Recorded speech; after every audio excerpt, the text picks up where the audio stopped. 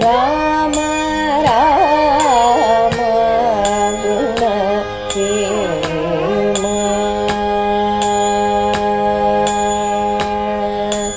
ರಾಮ ರಾಮ ಗುಣ ಸೇಮ. ಶ್ರೀಮತೆ ರಾಮಾನುಜಾಯ ನಮಃ. ಕೂಜಂತಂ ರಾಮರಾಮೇತಿ ಮಧುರಂ ಮಧುರಾಕ್ಷರಂ ಆರುಹ್ಯ ಕವಿತಾಶಾಖಾಂ ವಂದೇ ವಾಲ್ಮೀಕಿಕೋಕಿಲಂ. ಯತ್ರ ಯತ್ರ ರಘುನಾಥಕೀರ್ತನಂ ತತ್ರ ತತ್ರ ಕೃತಮಸ್ತಕಾಂಜಲಿಂ ಬಾಷ್ಪವಾದಿ ಪರಿಪೂರ್ಣಲೋಚನಂ ಮಾರುತಿಂ ನಮತ ರಾಕ್ಷಸಾಂತಕಂ. ಪುಣ್ಯಾಂಭೋಜ ವಿಕಾಸಾಯ ಪಾಪಧ್ವಾಂತಕ್ಷಯಾಯ ಚ ಶ್ರೀಮಾನ್ ಆವಿರಭೂದ್ಭೂಮೌ ರಾಮಾನುಜದಿವಾಕರಃ. ತೃಣೀಕೃತವಿರಂಚಾದಿನಿರಂಕುಶವಿಭೂತಯಃ ರಾಮಾನುಜಪದಾಂಭೋಜ ಸಮಾಶ್ರಯಣ ಶಾಲಿನಃ. ತಸ್ಮೈ ರಾಮಾನುಜಾರ್ಯಾಯ ನಮಃ ಪರಮಯೋಗಿನೇ ಯಶ್ರುತಿಸ್ಮೃತಿಸೂತ್ರಾಣಾಂ ಅಂತರ್ಜಲಮಶೀಷಮತಿ. ಬೇಸರ ಅಂದರೆ ರಾಮನಿಂದ ಸೀತೆ ದೂರ ಆಗಿಬಿಟ್ಲು. ತುಂಬ ಬೇಸರ ಆಗುತ್ತೆ ಅದು. ಆದರೆ ರಾಮಾಯಣ ಮುಂದುವರಿಬೇಕಲ್ಲ, ರಾವಣನ ಸಂಹಾರ ಆಗಬೇಕಲ್ಲ, ಅದಕ್ಕೋಸ್ಕರ ಸೀತೆ ದೂರ ಆದಳು. ಸೀತೆ ದೂರ ಆಗಿದ್ದ ಕಾರಣನ ನಮ್ಮ ಆಚಾರ್ಯಗಳು ಹೇಳ್ತಾರೆ, ಒಂದೇ ಒಂದು ಕಾರಣ, ಅದು ಭಾಗವತ ವಿಚಾರ. ಲಕ್ಷ್ಮಣ ರಾಮನ ಆಜ್ಞೆಯಂತೆ ಆ ಪರ್ಣಶಾಲೆಯಲ್ಲಿ ಕಾವಲಿದ್ದ. ಆದರೆ ಸೀತೆ ಅವನ ರಾಮನ ರಕ್ಷಣೆಗೋಸ್ಕರ ಹೋಗುವಂತ ಹೇಳೋದ್ರ ಜೊತೆಗೆ ಅನೇಕ ಕಠೋರವಾದಂತಹ ಮಾತುಗಳನ್ನೆಲ್ಲ ಹೇಳಿಬಿಟ್ಲು. ಇದು ಲಕ್ಷ್ಮಣನ ಮನಸ್ಸಿಗೆ ತುಂಬ ಘಾಸಿಯಾಯಿತು. ಅವನು ವಿಧಿ ಇಲ್ಲದೆ ಸೀತಾಮಾತೆಯನ್ನು ಬಿಟ್ಟು ರಾಮನ ಕಡೆ ಹೋದ. ಇದು ಸೀತೆ ಮಾಡಿದಂತಹ ತಪ್ಪು ಅಂತ ನಮ್ಮ ಆಚಾರ್ಯರುಗಳು ಹೇಳ್ತಾರೆ. ಜಟಾಯು ನೆಲಕ್ಕೆ ಬಿದ್ದ, ಪ್ರಾಣ ಹೋಗೋ ಸ್ಥಿತಿ ಬಂತು. ಆಗ ಸೀತೆ ಜಟಾಯುವಿನ ಹತ್ತಿರ ಬರ್ತಾಳೆ, ಜಟಾಯುವಿನ ತಲೆ ಸವರ್ತಾಳೆ. ನನಗಾಗಿ ನೀನು ನಿನ್ನ ಅಮೂಲ್ಯವಾದಂಥ ಪ್ರಾಣವನ್ನು ಕೊಟ್ಟಿಯಲ್ಲ ಜಟಾಯು, ಇನ್ನು ನನಗೊಂದು ಉಪಕಾರ ಮಾಡು. ರಾಮ ಲಕ್ಷ್ಮಣರು ಬರೋವರೆಗೆ ನೀನು ನಿನ್ನ ಜೀವವನ್ನು ಹಿಡ್ಕೊಂಡಿರು.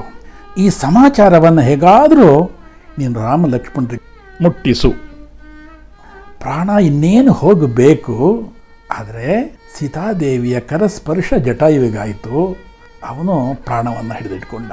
ಇದು ನಮ್ಮ ಮಹಾಲಕ್ಷ್ಮಿಯ ಅನುಗ್ರಹ ಅಂತ ನಮ್ಮ ಆಚಾರ್ಯರು ಹೇಳಿದ್ರು. ಅಷ್ಟರಲ್ಲಿ ಏನು ಮಾಡ್ದ ರಾವಣ, ಅಲ್ಲಿಗೆ ಓಡೋಡಿ ಬಂದ. ಸೀತೆಯನ್ನು ಮತ್ತೆ ಎಳೆದುಕೊಂಡ. ಆಕಾಶ ಮಾರ್ಗದಲ್ಲಿ ತನ್ನ ರಥದಲ್ಲಿ ಹಿಡಿದುಕೊಂಡು ಹೊರಟೋದ. ದಾರಿಯುದ್ದಕ್ಕೂ ಸೀತೆ ರಾಮ ಲಕ್ಷ್ಮಣ ರಾಮ ಲಕ್ಷ್ಮಣ ಅಂತ ಗಟ್ಟಿಯಾಗಿ ಕೂಗ್ತಾ ಹೋಗ್ತಾ ಇದ್ದಾಳೆ. ಯಾರೂ ಇದನ್ನು ಕೇಳಿಸ್ಕೊಳ್ಳೋದಿಲ್ಲ. ದೂರದಲ್ಲಿ ಒಂದು ಪರ್ವತ ಕಾಣಿಸ್ತು. ಆ ಪರ್ವತದ ಮೇಲೆ 5 ಜನ ವಾನರರು ಕೂತಿದ್ರು. ಮೇಲಿಂದ ಸೀತಾಮಾತೆ ನೋಡಿದ್ಲು. ಆ ಪರ್ವತ ಯಾವುದು ಗೊತ್ತಾ? ಅದೇ ಋಷ್ಯಮುಖ ಪರ್ವತ. ಅದರಲ್ಲಿ ಕೂತಂಥ ವಾನರರೆಲ್ಲ ಮುಂದೆ ಈ ರಾಮನ ಸೇವೆಗೆ ಸಿದ್ಧರಾಗುವಂತಹ ವಾನರರು ಅವರೆಲ್ಲ. ಹಾಗೆ ಒಂದು ಯೋಚನೆ ಮಾಡಿದ್ಲು. ತನ್ನ ಒಂದು ಉತ್ತರೀಯವನ್ನು ತೆಗೆದುಕೊಂಡ್ಲು. ಕೆಲವು ಆಭರಣಗಳನ್ನೆಲ್ಲ ಅದರಲ್ಲಿ ಗಂಟು ಹಾಕಿದ್ಲು. ಮೇಲಿಂದ ಕೆಳಗಡೆ ಹಾಕಿಬಿಟ್ಲು. ಇಲ್ಲಿ ರಾವಣ ಸಮುದ್ರವನ್ನು ದಾಟಿ ಲಂಕೆಯನ್ನು ಪ್ರವೇಶ ಮಾಡ್ತಾನೆ. ಸೀತೆಗೆ ಈ ಲಂಕೆಯ ವೈಭವವನ್ನೆಲ್ಲ ತೋರಿಸ್ತಾ ಬರ್ತಾ ಇದ್ದಾನೆ. ನೋಡು, ನೀನು ಈ ವೈಭವವನ್ನೆಲ್ಲ ಅನುಭವಿಸ್ಬೋದು ನನ್ನ ಪತ್ನಿ ಆಗಿಬಿಟ್ರೆ. ನಾನು ಅಂತಹ ವೀರಾದಿವೀರ. ನಾನು ಈ ಕೋಟೆಯನ್ನು ಜಯಿಸೋರು ಯಾರೂ ಇಲ್ಲ. ನೀನು ಇಲ್ಲಿನ ಮಹಾರಾಣಿ ಆಗ್ತೀಯಾ ಅಂತ ಏನೇನೋ ಆಮಿಷಗಳನ್ನೆಲ್ಲ ಹೇಳ್ತಾ ಇದ್ದಾನೆ. ಏನೇನೋ ಮಾಡಿ ಪರಿಪರಿಯಾಗಿ ಅವಳ ಮನಸ್ಸನ್ನು ಬದಲಾಯಿಸೋದಕ್ಕೋಸ್ಕರ ಅನೇಕ ರೀತಿಯ ಮಾತುಗಳನ್ನು ಆಡ್ತಾನೆ. ಸೀತೆ ಅದು ಯಾವುದನ್ನು ಕೇಳಿಸ್ಕೊಳ್ಳೋದಿಲ್ಲ. ಅವಳ ಗಮನ ಎಲ್ಲ ರಾಮನ ಕಡೆ ಇತ್ತು. ರಾಮನ ಧ್ಯಾನದಲ್ಲಿ ಇದ್ಲು. ಕೊನೆಗೆ ರಾವಣ ಹೇಳ್ತಾನೆ, ಸೀತೆ, ನಿನಗೊಂದು ಸ್ವಲ್ಪ ಸಮಯ ಕೊಡ್ತೀನಿ, ನೀನು ಯೋಚನೆ ಮಾಡಿ ಒಳ್ಳೆ ನಿರ್ಧಾರ ಹೇಳುವಂತ ರಾವಣ ತನ್ನ ಅರಮನೆಗೆ ಹೊರಟೋಗ್ತಾನೆ. ಸೀತೆ ಅಶೋಕವನದಲ್ಲಿರ್ತಾಳೆ. ಅವಳ ಸುತ್ತಲೂ ತುಂಬ ಕ್ರೂರಿಗಳಂತಹ ರಾಕ್ಷಸಿಯರೆಲ್ಲ ಅಲ್ಲಿದ್ದಾರೆ. ಇವರನ್ನು ಅನೇಕ ರೀತಿಯಲ್ಲಿ ಹಿಂಸೆ ಶುರು ಮಾಡ್ತಾರೆ. ಇವಳಿಗೆ ಏನೇನೋ ಕೆಟ್ಟ ಮಾತುಗಳನ್ನೆಲ್ಲ ಹೇಳ್ತಾರೆ. ಪಾಪ ಸೀತಾದೇವಿ ಅಂಜುಕೊಂಡು ಹತ್ತುಕೊಂಡು ತಲೆ ಬಗ್ಗಿಸ್ಕೊಂಡು ಅಲ್ಲಿ ಕೂತಿರ್ತಾಳೆ.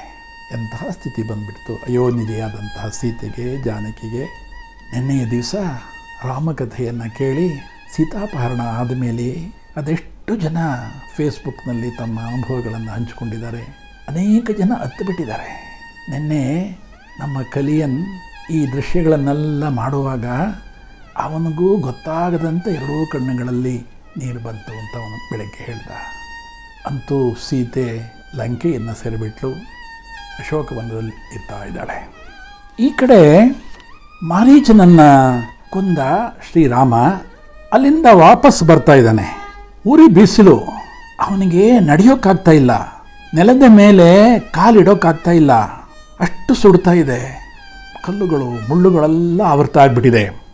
ರಾಮನೇ ಅಕ್ಕಪಕ್ಕ ಇರುವಂಥ ಗಿಡದಲ್ಲಿರುವಂಥ ಎಲೆಗಳನ್ನೆಲ್ಲ ಕಿತ್ಕೊಂಡು ಅದನ್ನೆಲ್ಲ ಆ ದಾರಿಗೆ ಹಾಕ್ಕೊಂಡು ಅದರ ಮೇಲೆ ನಡ್ಕೊಂಡು ಬರ್ತಾ ಇದ್ದಾನೆ. ಲಕ್ಷ್ಮಣ ದೂರ ಇದ್ದ. ಅಹಂ ಸರ್ವಂ ಕರಿಷ್ಯಾಮಿ ಅಂತ ಹೇಳಿದಂಥ ಲಕ್ಷ್ಮಣ ಈಗ ಹತ್ತಿರದಲ್ಲಿ ಇರಲಿಲ್ಲ. ಇದನ್ನೇ ಸ್ವಾಮಿ ರಾಮಾನುಜರು ಒಂದು ಕಡೆ ಹೇಳ್ತಾರೆ, ನಾನು ಅವತ್ತು ಲಕ್ಷ್ಮಣನಾಗಿರಬೇಕಾಗಿತ್ತು, ಭಗವಂತನ ಶ್ರೀಪಾದಗಳಿಗೆ ನಾನು ಸೇವೆ ಮಾಡಬೇಕಾಗಿತ್ತು, ಆ ಸೇವೆ ಮಾಡೋಕ್ಕಾಗಲಿಲ್ಲವಲ್ಲ ಅಂತ ಖಿನ್ನರಾದಂತಾರೆ ಸ್ವಾಮಿ ರಾಮಾನುಜರು. ಮಾರೀಚ ಸಾಯುವಾಗ ಹಾ ಸೀತಾ ಹಾ ಲಕ್ಷ್ಮಣ ಅಂತ ಕೂಗಿದ್ನಲ್ಲ, ಅದನ್ನು ಕೇಳಿದಂತಹ ರಾಮನಿಗೆ ಆತಂಕ ಆಗ್ಬಿಡ್ತು. ಎಲ್ಲಿ ಈ ಧ್ವನಿಯನ್ನು ಕೇಳಿ ಲಕ್ಷ್ಮಣ ಇಲ್ಲಿಗೆ ಬಂದ್ಬಿಡ್ತಾನೋ ಅಂತ ಆತಂಕ ಆಯಿತು. ಆ ಮಾತು ನಿಜ ಆಗ್ಬಿಡ್ತು. ರಾಮ ಅಂದ್ಕೊಂಡಿದ್ದು ನಿಜ ಆಗ್ಬಿಡ್ತು. ಸ್ವಲ್ಪ ದೂರ ಬರೋ ಅಷ್ಟರಲ್ಲಿ ಎದುರುಗಡೆ ಲಕ್ಷ್ಮಣ ಬರ್ತಾ ಇದ್ದಾನೆ. ಲಕ್ಷ್ಮಣನನ್ನ ರಾಮ ನೋಡಿ ದಿಗ್ಭ್ರಾಂತನಾಗ್ಬಿಡ್ತಾನೆ. ಏನು ಲಕ್ಷ್ಮಣ, ಇದೇನು ಮಾಡಿದೆ, ಯಾಕೆ ಸೀತೆಯನ್ನು ಬಿಟ್ಟು ಇಲ್ಲಿಗೆ ಬಂದೆ ಅಂತ ಕೋಪದಿಂದ ಕೇಳ್ತಾನೆ. ಆಗ ಲಕ್ಷ್ಮಣ ಹೇಳ್ತಾನೆ, ನಾನು ಪರಿಪರಿಯಾಗಿ ಹೇಳಿದೆ, ಸೀತೆ ನನ್ನ ಮಾತನ್ನು ಕೇಳಲಿಲ್ಲ, ತುಂಬ ಕಠೋರವಾದಂಥ ಮಾತುಗಳನ್ನು ಆಡಿಬಿಟ್ಲು, ನೀನು ಹೋಗದೇ ಇದ್ದರೆ ನಾನು ಗೋದಾವರಿಯಲ್ಲಿ ಆತ್ಮಹತ್ಯೆ ಮಾಡ್ಕೊಳ್ತೀನಿ ಅಂತ ಹೇಳಿಬಿಟ್ಲು, ನನಗೆ ಅದನ್ನು ತಡೆಯೋಕ್ಕಾಗಲಿಲ್ಲ, ಅದಕ್ಕೋಸ್ಕರ ಬಂದುಬಿಟ್ರೆ ಅಂತ ಹೇಳ್ತಾನೆ. ಆಗ ರಾಮ ಹೇಳ್ತಾನೆ, ಲಕ್ಷ್ಮಣ ಏನೋ ಸೀತೆ ಅವಳ ಮನಸ್ಸಿನ ಭಾವನೆಯನ್ನು ಹೇಳಿದ್ದಾಳೆ, ಸ್ತ್ರೀ ಸಹಜವಾದಂಥ ಭಯದಿಂದ ಒಂದು ಮಾತನ್ನು ಹೇಳಿದ್ದಾರೆ, ಅದೆಲ್ಲ ರಾಕ್ಷಸರ ಮಾಯೆ ಅಂತ ಅವಳಿಗೆ ನೀ ಹೇಳಬೇಕಾಗಿತ್ತು. ಈ ಅರಣ್ಯದಲ್ಲಿ ಸೀತೆ ಒಬ್ಬಳನ್ನೇ ಬಿಟ್ಟು ಬಂದ್ಬಿಟ್ಟಿಯಲ್ಲ, ನಾವು ಹೋಗೋವರೆಗೆ ಸೀತೆ ಇರ್ತಾಳ ಅಲ್ಲಿ, ನಾವು ಸೀತೆಯನ್ನು ಮತ್ತೆ ನೋಡಬಹುದಾ ಅಂತ ತುಂಬ ಆತಂಕ ಪಟ್ಬಿಡ್ತಾನೆ ಶ್ರೀರಾಮ. ಸೀತೆಯ ಚಿಂತೆಯನ್ನೇ ಮಾಡ್ತಾ ರಾಮ ಲಕ್ಷ್ಮಣರಿಬ್ಬರೂ ಅತ್ಯಂತ ವೇಗವಾಗಿ ಆಶ್ರಮದ ಕಡೆ ಬರ್ತಾರೆ. ದೂರದಿಂದಲೇ ಆಶ್ರಮವನ್ನು ನೋಡ್ತಾರೆ. ಲಕ್ಷ್ಮಣ, ಆಶ್ರಮ ಬಿಕೋ ಅಂತ ಇದೆ, ಪಾಳು ಬಿದ್ದಿದೆ, ಶೂನ್ಯ ಆಗಿದೆ, ಸೀತಾ ಇಲ್ಲಿ ಇದ್ದಾಳೋ ಇಲ್ವೋ ನೋಡು ಅಂತಾಳೆ. ಲಕ್ಷ್ಮಣ ಆಶ್ರಮದ ಒಳಗಡೆ ಹೋದ, ಎಲ್ಲ ಕಡೆ ಹುಡುಕದ, ಸೀತೆ ಕಾಣಲಿಲ್ಲ. ಆಶ್ರಮದ ಹೊರಗಡೆ ಎಲ್ಲ ನೋಡ್ದ, ಎಲ್ಲೂ ಕಾಣಲಿಲ್ಲ. ರಾಮನು ಮತ್ತೆ ಮತ್ತೆ ಎಲ್ಲ ಜಾಗವನ್ನು ಹುಡುಕ್ತಾನೆ, ಯಾವ ಸ್ಥಳದಲ್ಲೂ ಸೀತೆ ಕಾಣಲಿಲ್ಲ. ಏನಾದರೂ ಸ್ನಾನಕ್ಕೋಸ್ಕರ ಗೋದಾವರಿಗೆ ಹೋಗಿದ್ದಾಳ ಅಂತ ಗೋದಾವರಿ ನದಿ ಹತ್ರಕ್ಕೆ ಹೋಗ್ತಾನೆ, ಅಲ್ಲೂ ಕಾಣಲಿಲ್ಲ. ಆಗ ರಾಮ ಗೋದಾವರಿಯನ್ನು ಕೇಳ್ತಾನೆ, ಗೋದಾವರಿ, ನಿತ್ಯ ಸೀತೆ ಇಲ್ಲಿಗೆ ಸ್ನಾನಕ್ಕೆ ಬರ್ತಾ ಇದ್ಲು, ಇವತ್ತೇನಾದರೂ ಬಂದಿದ್ಲ, ಅವಳು ಎಲ್ಲಿ ಹೋಗಿದ್ದಾಳೆ, ನಿನಗೇನಾದರೂ ಹೇಳಿದ್ಲಾ, ಹೇಳು ಅಂತ ಗೋದಾವರಿಯನ್ನು ಕೇಳ್ತಾನೆ. ಇಬ್ಬರು ಮತ್ತೆ ಆಶ್ರಮಕ್ಕೆ ಬರ್ತಾರೆ. ಎಲ್ಲೆಲ್ಲೂ ಹುಡುಕಿದ್ರು. ಆಶ್ರಮದ ಹೊರಗಡೆ ನಿಂತ್ಕೊಂಡು ರಾಮ, ವೈದೇಹಿ, ಸೀತೆ, ಜಾನಕಿ ಎಲ್ಲಿದೆಯಾ ಅಂತೆಲ್ಲ ಗಟ್ಟಿಯಾಗಿ ಕೂಗ್ತಾ ಇದ್ದಾನೆ. ರಾಮನ ಸ್ಥಿತಿ ನೋಡಿ ಎಂತಹ ಸ್ಥಿತಿ ಬಂದ್ಬಿಡ್ತು. ಸೀತಾರಾಮರನ್ನು ನಾವು ವನವಾಸದಿಂದ ಪೂರ್ತಿ ಅವರ ಜೊತೆ ಬಂದು ಅವರ ದರ್ಶನ ಮಾಡ್ತಾಯಿದ್ದೆವು, ಇವತ್ತು ರಾಮನ್ ಮಾತ್ರ ದರ್ಶನ ಮಾಡ್ತಾಯಿದ್ದೀವಿ. ಆಗ ಇಬ್ಬರಿಗೂ ದಿಕ್ಕೇ ತೋಚೋದಿಲ್ಲ. ಲಕ್ಷ್ಮಣ ರಾಮನನ್ನು ಸಂತೈಸ್ತಾನೆ, ಅಣ್ಣ ನೀನು ಇಷ್ಟು ಆತಂಕ ಪಡಬೇಡ, ಇಷ್ಟು ಮನಸ್ಸನ್ನು ಕೆಡಿಸ್ಕೋಬೇಡ, ನಾವು ಸೀತೆಯನ್ನು ಹುಡ್ಕೋಣ, ನಮಗೆ ಸೀತೆ ಸಿಗ್ತಾಳೆ ಅಂತ ಸಮಾಧಾನ ಮಾಡ್ತಾನೆ. ಇಬ್ಬರೂ ಮತ್ತೆ ಅರಣ್ಯದಲ್ಲಿ ಮುಂದುವರಿತಾರೆ. ಅಲ್ಲಿರುವಂಥ ವನ ದೇವತೆಗಳನ್ನೆಲ್ಲ ಕೇಳ್ತಾರೆ, ಸೀತೆ ನಿನಗೆ ಗೊತ್ತಾ, ಸೀತೆ ಎಲ್ಲಿ ಹೋಗಿದ್ದಾಳೆ ಅಂತ. ವನದಲ್ಲಿದ್ದಂತಹ ಮೃಗಗಳನ್ನೆಲ್ಲ ರಾಮ ಕೇಳ್ತಾನೆ. ಅಲ್ಲಿ ಈ ಮೃಗಗಳು, ಪಕ್ಷಿಗಳು ಎಲ್ಲ ದಕ್ಷಿಣದ ದಿಕ್ಕಿಗೆ ಹೊಡ್ತಾ ಇದೆ. ಆಗ ಇವರಿಬ್ಬರಿಗೂ ಅನ್ನಿಸ್ತು, ಪ್ರಾಯಶಃ ಸೀತಾದೇವಿ ದಕ್ಷಿಣದ ಕಡೆಗೆ ಹೋಗ್ತಾ ಇದ್ದಾರೆ. ಇದನ್ನು ಈ ಮೃಗಗಳು ಪಕ್ಷಿಗಳೆಲ್ಲ ನನಗೆ ಸೂಚನೆ ಕೊಡ್ತಾ ಇರ್ಬೋದು ಅಂಥೇಳಿ ರಾಮ ಲಕ್ಷ್ಮಣರಿಬ್ಬರು ಅದರ ಹಿಂದೆ ಹೋಗ್ತಾರೆ. ನಾಳೆ ರಾಮಕಥೆಯನ್ನು ಕೇಳೋಣ. ನಮೋ ನಮೋ ರಾಘವಾಯ ಹನಿಶಂ